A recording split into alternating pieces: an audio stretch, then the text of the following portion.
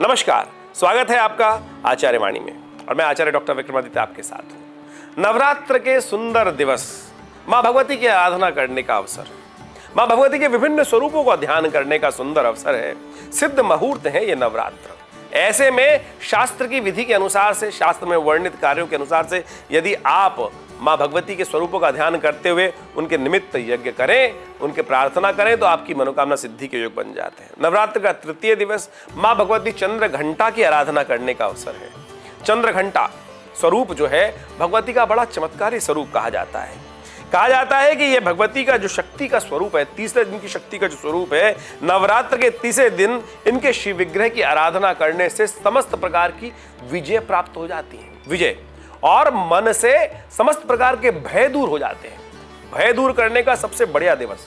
जब विजय प्राप्त करना चाहते हैं तो युद्ध करना पड़ेगा, कार्य करना पड़ेगा, आगे बढ़ना पड़ेगा, और जब आगे बढ़ेंगे तो कई बार मन में भय उत्पन्न होते हैं।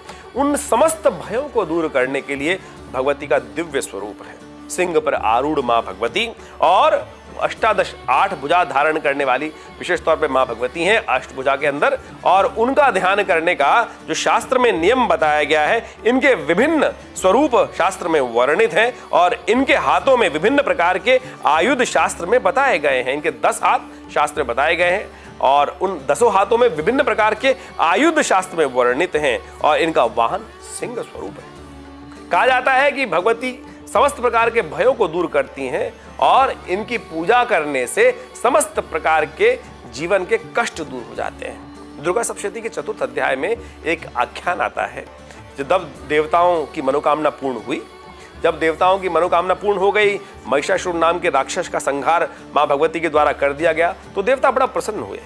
देवता जब कहा जाता है आकाश मार्ग से पुष्पों की वृष्टि हुई, तब देवताओं ने माँ भगवती से जब कहा कि माँ भगवती आपकी वजह से हमारे सब कष्ट दूर हुए, तब माँ भगवती स्वयं उनको आशीर्वाद प्रदान करती हैं और कहती हैं कि जो जीवन में कभी भी अगर आगे भी आपको कष्ट हो तो अवश्य मैं आपके भयों को दूर करने के लिए अवश्य उपस्थित होंगी।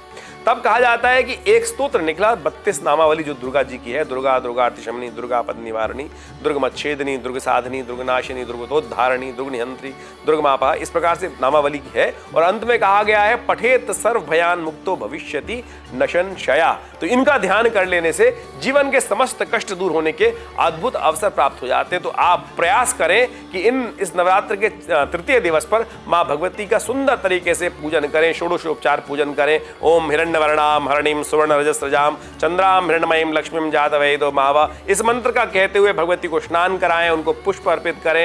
ये भगवती श्री सूक्त के मंत्र हैं और इनके द्वारा भगवती का अनेक प्रकार से पूजन कर कर लाल वस्त्र भगवती को समर्पित करें और विशेष तौर पर भगवती का सुंदर प्रकार से उनको शंख इत्यादि विभिन्न प्रकार की मालाएं जो हैं वो अर्पित की जाती हैं। कमल के पुष्पों की माला अर्पित की जाती हैं, लौंग की माला भगवती को अर्पित की जाती हैं और साथ साथ माँ भगवती को विशेष तौर पे हलवे का भोग लगाया जाता है, सफेद मिठाई का भोग लगाया जाता है।